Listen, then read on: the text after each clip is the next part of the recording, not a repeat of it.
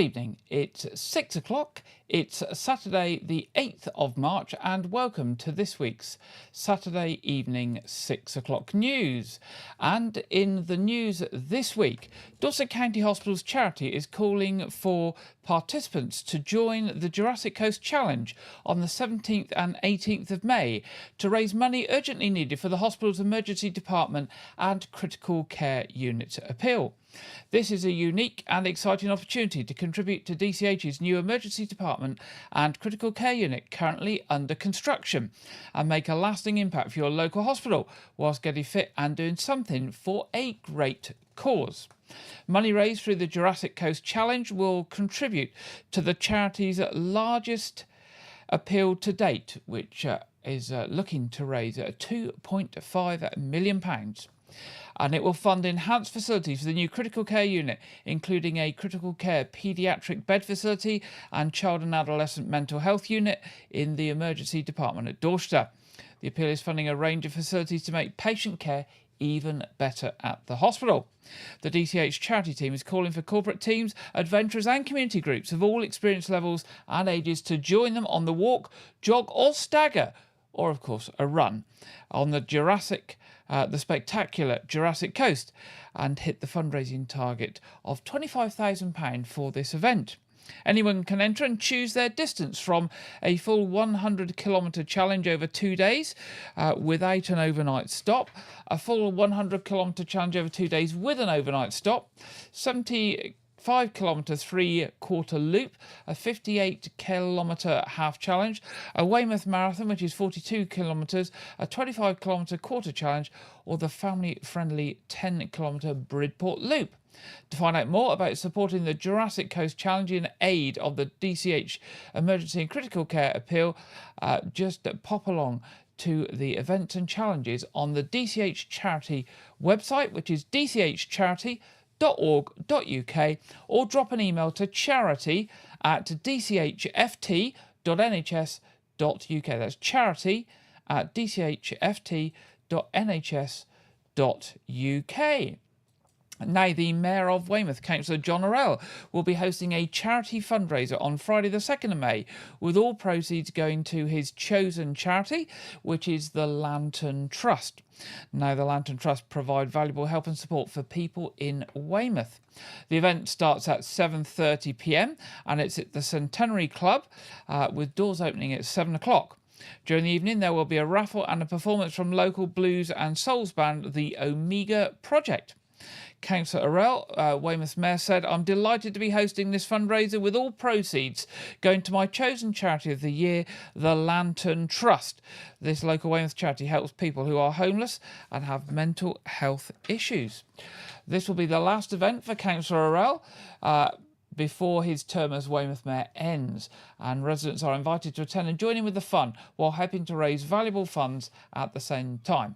Now, if you'd like a ticket for this, you can phone 01305 239 327, that's 01305 239 327, or email mayor@weymouthtowncouncil.gov.uk. That's mayor@weymouthtowncouncil.gov.uk. Now, Dorset and Somerset Air Ambulance has announced a brand new challenge, which will begin this April, called Marathon in a Month. This exciting new event invites everyone to walk, run or even swim your way to 26.2 miles, and every step, stroke or stride you will take will help to save lives. You can tackle the challenge all in one go or spread the miles out over the month. It's your challenge, so complete it at your own pace in whatever way suits you. Whether you lace up your trainers, dive into the pool, or set out on your favourite trail, sign up today and be part of something special. It's free to sign up and you'll receive a complimentary t-shirt to wear once you have activated your fundraising page, so you can look great whilst clocking up those miles. Plus, there are exciting rewards and a special medal for those who complete the challenge and meet their fundraising goals. Sign up for the Dorset and Somerset Air Ambulance Marathon in a Month challenge and access some frequently asked questions on the fundraising event by going to www.dsairambulance.org.uk/marathon in a month. That's www.dsairambulance.org.uk/marathon marathon in a month. Now, officers from Dorset Police are appealing for witnesses or anyone with information to come forward following a reported public order incident in Weymouth. The incident occurred at around 7 p.m. on Monday the 24th of February in Chickle Road and involved a large group of people. The victim, a man aged in his 20s, was walking past the Admiral Hardy pub and the Compass School when a black Volkswagen Polo pulled up outside, and it is reported that a large group of people exited the vehicle and made towards the victim, who ran inside the pub. It's alleged that one of the group was in possession of a knife and tried to get inside the pub, but was unable to do so. Fortunately, the victim did not sustain any injuries. Following inquiries by officers, an 18-year-old man from Weymouth and a 19-year-old man from Dorchester were arrested on suspicion of affray and possession of an offensive weapon in a public place.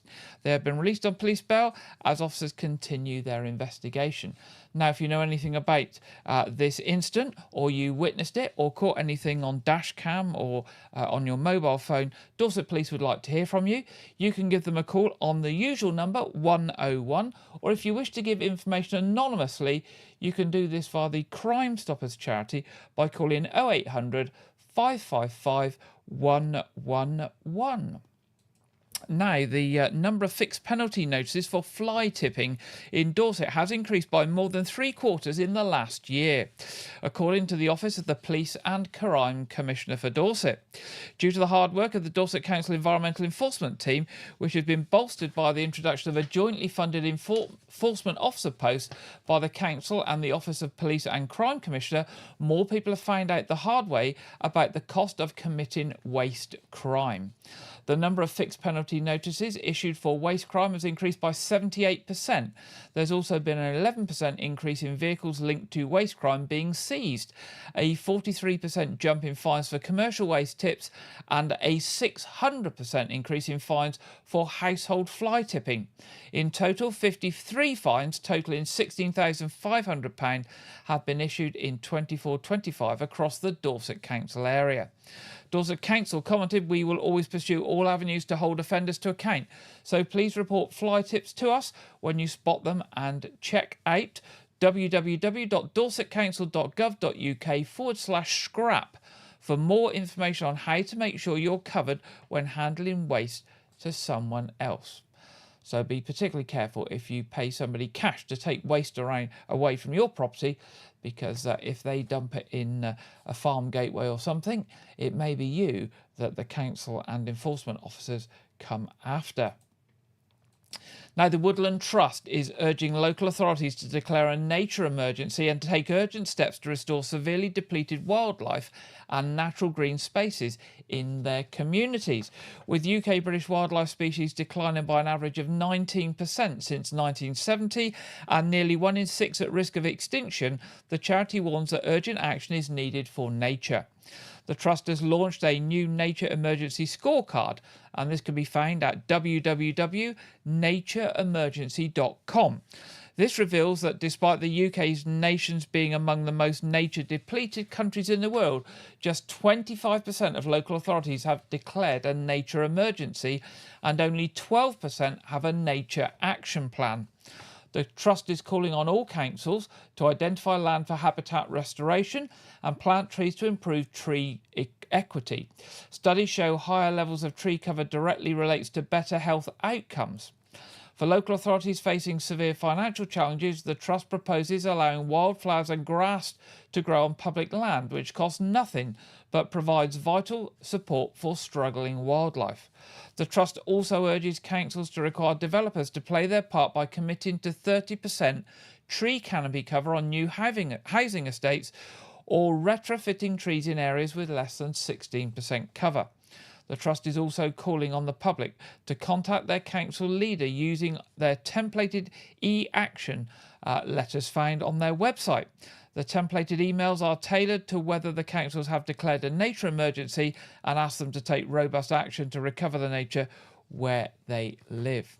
Nationally, through a nature recovery network, the government has made the commitment to protect protect and effectively manage 30% of England's land and sea for nature by 2030, halt species decline by 2030, and increase species abundance by at least 10%, as well as restoring or creating more than 500,000 hectares of wildlife-rich habitat outside protected sites by 2042.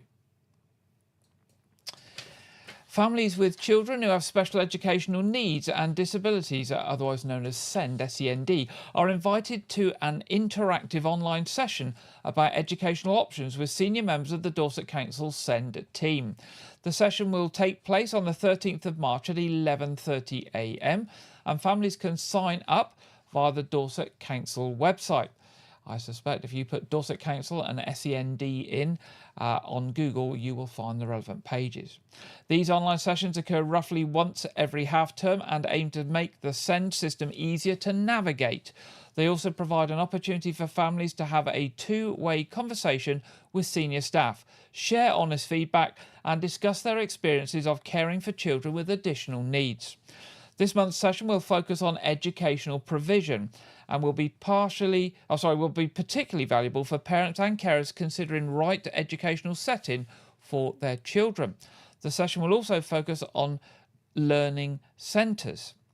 Learning centres teach children who aren't currently able to attend school. These are usually short-term solutions aimed at reintegrating children back into their local mainstream school. Each speaker will share insights into the benefits and challenges of their settings to help parents and carers make well-informed decisions about their child's education. To sign up for the next session, you can register at www.dorsetcouncil.gov.uk/let's-talk-send. So that's www.dorsetcouncil.gov.uk/let's-talk-send.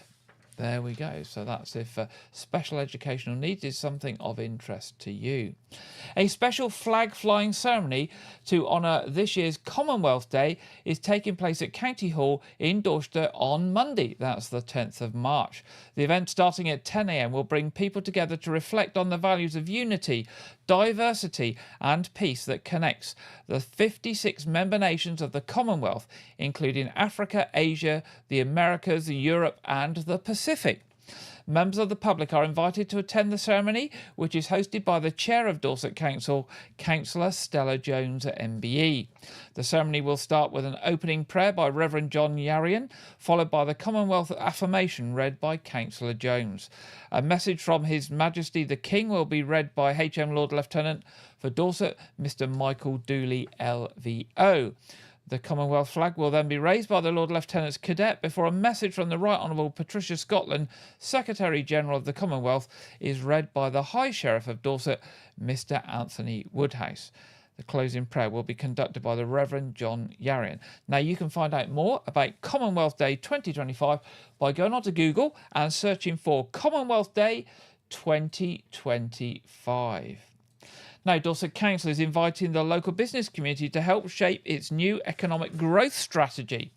Growing the economy is a key priority for the council and it wants to work with the business community to ensure the future success of the county. The council's emerging economic growth strategy will play a key part in driving growth and businesses are asked to have their say at 5 engagement events. From the 14th to the 25th of March, there will be events in Wool, Bridport, Wimborne, Shaftesbury and Weymouth. Dorset Council leader, Councillor Nick Ireland, said a strong economy underpins everything we want to achieve. It will increase wealth, create more opportunities for people, improve living standards and boost funds for public services. These events will be used to gauge the views of businesses on the challenges they face plus the opportunities for growth. We want to ensure we capture the key issues in our strategy and, more importantly, identify what we can do to make a step change in the county's economic performance. The council recognises that a change is needed to break the cycle of slow economic growth. Its economic growth strategy will set out how the council can support and diversify the economy through digital technology, investing in advanced manufacturing sector and focusing on Dorset's natural advantages. The business engagement events are being held at Wool at the Battle Lab on Friday the 14th of March at 8 o'clock. Bridport at Mountfield on Monday the 17th of March at 8:30. Wimborne Allendale Centre Wednesday the 19th of March at 8 o'clock. Shaftesbury, the Royal Chase Hotel, Friday the 21st of March at 8 o'clock. And Portland at the Weymouth and Portland National Sailing Academy on Tuesday the 25th of March.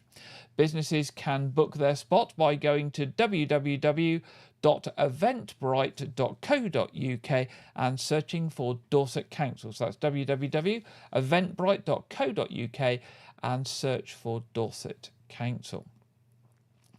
The newly appointed Weymouth Lifeboat Operations Manager is looking forward to stepping up and taking on the vital role. Simon Kershaw has been appointed over the role of volunteer Lifeboat Operations Manager, or LOM, following the retirement of Steve Renyard. Mr Kershaw has been at the station since 2018, working as Deputy Launching Authority, and now he's undertaking the responsibility managing all operational activities at the lifeboat station, as well as authorising the launch of the lifeboats, working closely with the station's full-time coxswain Andy Sargent and mechanic Rod Britton. Mr Kershaw said it's an honour and privilege to be appointed as the Lifeboat Operations Manager at Weymouth Lifeboat Station, which has been providing a life-saving service for more than 156 years. And I'm also looking forward to working more closely with Andy and Rod and the rest of the volunteers. As a launch authority for Weymouth, I've experienced firsthand the professionalism, dedication and camaraderie of the station personnel, volunteer crew and operational team at the station, and I look forward to continuing to provide the sound guidance and care that Stephen brought to this role in his time as LOM. I'd like to thank Steve for the assistance he has given me in preparation for my role, and I wish Steve all the best on his retirement. Speaking about his retirement, Mr Renyard said it's been a privilege to have been involved with the station at Weymouth for the past 6 years. I shall miss being involved in the daily operations and working with the volunteer crew. I'm delighted that Simon has been appointed as the LOM. I wish him well in his role and would like to thank him for all his assistance as Deputy Launching Authority. Weymouth Lifeboat coxswain Andy Sargent added, for the past 6 years, Steve has been an essential part of the station at Weymouth, and it has been thoroughly enjoyable to work alongside him. On behalf of everyone at Weymouth Lifeboat Station, I'd like to wish Steve well in his retirement, although I'm certain it's not the last we'll see of him around the station. And finally, in tonight's headlines, Weymouth Town Council has launched a photo competition. Inspired by recent news that Weymouth Beach was ranked 20th most popular beach in Europe and number 1 in the UK, Weymouth Town Council is launching a photo competition. Councillor David Harris, leader of Weymouth Town Council, said, "We love our beach, so it's no surprise to see it pick up another accolade in the TripAdvisor Traveller's Choice Awards. But there's so much to celebrate beyond the shoreline, and so we're inviting people to enter our photo competition and submit their favourite photographs of Weymouth. Whether that's the beach, the Jubilee Clock, a favourite place to perch in one of our parks and gardens, or the people that make our coastal town the unique place it is. We would love to see your snaps and hear why you think it's such a great image." The photo competition is open until 5 o'clock on Monday the 7th of April, and to enter you just need to email a picture in. The picture must be a JPEG and it must be at least 2 megabytes in size, and you need to email it to comms, C-O-M-M-S, comms at weymouthtowncouncil.gov.uk. You should include a brief line to explain why you like it and when it was taken. Weymouth Town Council will be featuring the best images on their social media channels, with followers having the opportunity to vote for their favourite 3. And that's the end of the headlines in tonight's news programme. It's now time in tonight's programme to go over to Andrew Wright for this week's film review and preview. Welcome to Wyke Regis TV film review and preview. I'm Andrew Wright. This week, Gladiator 2 was released on home video. The film is a sequel to the 2000 film Gladiator and stars Paul Mescal as the exiled Roman prince Lucius Aurelius, who becomes a prisoner of war and forced to fight as a gladiator for a slave trader who plots to overthrow the emperors.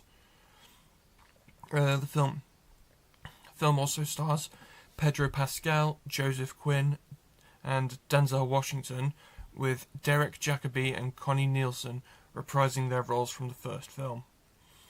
Now, I absolutely love the first film. I think it's an artful masterpiece, and I was skeptical going into the second film because Gladiator didn't need a sequel. But my expectations were exceeded. The performances of the main cast were excellent. Mescal, Pascal, Quinn, Washington all gave great performances, and it looks excellent with exciting battle sequences and an updated look to help it stand apart from the first film. So I gave the film 5 stars out of 5. Also released on home video this week was Megalopolis, Francis Ford Coppola's passion project that had been in development since the end of Apocalypse Now, nearly 50 years ago. The film stars Adam Driver as Caesar Catalina, a visionary architect who clashes with a corrupt mayor over plans to build a futuristic utopia called Megalopolis. The film also stars Giancarlo Esposito, Natalie Emmanuel, Aubrey Plaza, Shia LaBeouf, and Lawrence Fishburne. Now, this was my first time watching the film, and I tried to go into it completely objective because I knew about the critic and audience response, but I have to say this is the worst film I have ever seen. Everything about it is atrocious. The writing, acting, directing. It's only about debauchery. At one point, Shia LaBeouf cross-dresses as a woman for literally no reason. And it is a sexist vanity project that was made by a talentless narcissist as a waste of everyone's time and money. I gave the film 1 star out of 5, and that is me being generous. Also released on home video this week was Lord of the Rings, The War of the Rohirrim, an anime adaptation of J.R.R. Tolkien's characters. The film is set 200 years before the Peter Jackson films, so 200 years before The Hobbit, and stars Brian Cox as the legendary Rohan king Helm Hammerhead, who with Gaia Wise playing his daughter Hera and Miranda Otto reprising her role as Eowyn, a future shield maiden of Rohan who serves as the narrator of the film. The film revolves around Rohan going to war with the neighbouring Dunderlings when Helm unintentionally kills their leader. So I went into this as not the biggest fan of Lord of the Rings, but I love anime, and I have to say this film is extremely disappointing. The story is weak, as it essentially boils down to medieval sexism and the villain's warped childish ego, and the fact that it's primarily produced in English by Americans works against it, since it's primarily American produced, despite having a Japanese director and predominantly Japanese crew. The fact that Americans have a monopoly on the production means that the film does not have a unique Japanese perspective. So I gave the film 2 stars out of 5. That's all I have for this week, but be sure to check back next week where I'll be reviewing the home video release of Wicked. Now back to Gary in the studio. Thank you very much, Andrew, and we'll be back with Andrew next week to hear about Wicked. It's now time in this week's programme to go to the Met Office for the Saturday evening weather forecast, and this week we are joined by Greg Dewhurst. Hello, good evening. Welcome to your latest Met Office forecast. Well, it's all changed after the weekend, turning much colder across the whole of the UK. At the moment, low pressure sat to the southwest. We're drawing in warm air from the near continent. You can tell that by the oranges across the whole of the UK there. Temperatures well above average, possibly around 20 Celsius for 1 or 2 spots. However, it is all changed next week. The winds switch direction to a northerly direction, and we see cold air filtering southwards. Arctic air temperatures back down to where they should be, if not a little below, across northern parts of the UK, with the risk of some wintry showers, particularly over the higher ground. There are a few showers around this evening across some western parts of the UK, the far north as well, but these start to generally fizzle out as we head into the early hours. And for most it will be a dry night, clear skies, and temperatures, well, dipping in single figures. Again, not quite as cold as recent nights for many, but we could get down to a freezing for 1 or 2 spots under the clearest skies. Some mist and fog patches forming, particularly across northern England, parts of Scotland as well, under those light winds, staying breezy across the far southwest. So it means a sunny start to the day for much of the UK on Sunday. Breezy with some cloud across the far southwest. The sunshine will be hazy at times as we go through Sunday itself. A weather front always close by across the far north of Scotland, giving some patchy rain here. Any mist and fog patches becoming restricted to coastal stretches of eastern Scotland and northeast England, and plenty of dry weather to come, and winds generally light for many. Temperatures once again rising well above average. 19, possibly 20 Celsius across northwest England, perhaps North Wales for many, getting towards the mid-teens. Still a little bit chillier down some eastern coast with that easterly breeze coming off the North Sea, and any places stuck under any low cloud across the northeast here will struggle to get into double figures, but the vast majority well above where we should be, 7 to 11 degrees generally at this point in the year. As we head through the evening time, this weather front starts to sink its way southwards. This is the change to things to come for next week as colder air starts to filter in. Northerly winds developing, the rain turning to snow over the high ground of Scotland. Not unusual for this time of year at all. Elsewhere, generally clear skies, some mist and fog patches forming, but largely staying dry, and temperatures once again falling into single figures under the clearest skies, perhaps close to freezing, 1 or 2 seeing a touch of frost, but the vast majority temperatures holding up between 4 and 7 Celsius. So this weather front across Scotland continues to slowly push southwards through Monday, introducing that colder air. Wintry showers following behind, some sunny spells for northern Scotland, clouding over into Northern Ireland, northern England as we move through the day. Southern parts of England and Wales holding on to the sunshine for longest, though turning cloudier as the day goes on. Here, the warm air still holding on, 16, 17 Celsius. But behind the weather front, much colder, 6, 7 degrees, so feeling much chillier, and actually temperatures a little below average across northern Scotland by the afternoon on Monday. So it's all change through next week as temperatures well above average at the moment, but come Tuesday, everywhere struggling to get into double figures, generally 7 to 9 degrees. For more information on this and the weather where you are for the next few days, you can follow us on our social media channels. See you again soon. Thank you very much there, Greg. And looking at the weather forecast for this week along the south coast, we have some sunny spells. It's going to be reasonably mild, but get a little bit colder than it has been this weekend.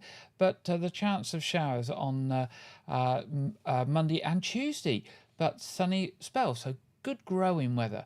So if your daffodils are not out yet, I mean ours certainly are, then they will be coming out very, very soon with this ideal sun, slightly warm weather and rain. Now, moving to our What's On. What have we got coming up? Well, first, Weymouth Pavilion. 9th of March, Anton de Beck at the musicals. 11th of March, Becoming Led Zeppelin. 13th of March, Money for Nothing, the Dire Straits tribute. 15th of March, a movie, The Wild Robot. 19th of March, The Mersey Beatles. 20th of March, Les Miserables, the stage concert live. Now, this is the live stage concert beamed live to the big screen at the Pavilion. 21st of March, Queen, a dazzling tribute. For more information on more shows and more movies at Weymouth Pavilion, which has got a more of a packed programme than ever. Now they have the big screen there as well as all the shows on. WeymouthPavilion.com or the box office 01305 783 225. Looking at the Knowth Fort. Tomorrow is the second day of this weekend's Science Weekend. Been running today, runs again tomorrow, Sunday the 9th of March, 10:30 to 4 o'clock. Join them in celebrating British Science Week. Lots of things there for the family and to enthuse you into science. So do pop down there tomorrow. The Victorian weekend is Saturday the 26th and Sunday the 23rd, 10:30 to 4. Step back in time for the Victorian Children's Weekend. Lots of people in period dress, things like Punch and Judy and games and storytelling and all those sorts of things there. That's the 22nd and 23rd. Also on Saturday the 22nd, Hidden Secrets of the Cold War Bunker. The Cold War Bunker will be open on Saturday the 22nd of March from 10:30 to 4. So you can go down underground for a special tour and learn about the secret system that was put in place during the Cold War era, and the role of the bunker there, based well below the pavilion, the Knowth Fort. More information on those on knowthfort.org.uk, knowthfort.org.uk. Looking at Arts Reach, 19th of March, Pot Liquor at the Royal Manor Theatre. 22nd of March, the Bookshop Band at Burton Bradstock Village Hall. 22nd of March, Anustan at Broadmain Village Hall. 28th of March, Tukey Plastic Man at the Portion Village Hall. More information on those and lots more shows and workshops from Arts Reach on their website, where you can also buy tickets and get information on how to find the various village venues across Dorset where they are at artsreach.co.uk. That's artsreach.co.uk. Looking now at church services tomorrow in Wyke, Regis and Lanehouse. 8 a.m. communion at All Saints Church Wyke, 9:30 communion at All Saints Church Wyke, and 11 o'clock at St Edmund's at Lanehouse. Now, other programmes this week. Clive Gray has started his season of a year gardening. He's now out in the garden preparing for the spring and summer. And we will be broadcasting March's A Year Gardening with Clive Gray tomorrow, Sunday at 4 p.m. Of course, if you miss it live on Sunday at 4 p.m, you can watch it on catch-up at any time after that time. Our quiz will be on tonight at 7:30 as ever. Stream live about 7:20. It's free, it's family friendly, and everyone is welcome to join us for tonight's quiz. That brings us to the end of this week's programme. If you've got any news or events to share with us for next week's programme, please send them to us at news@wykeregis.tv. We would love to hear from you. Just remains for me to say, I hope you have a good weekend and a good week ahead. And I look forward to being back with you next week. And stay safe and have a good week. Good night.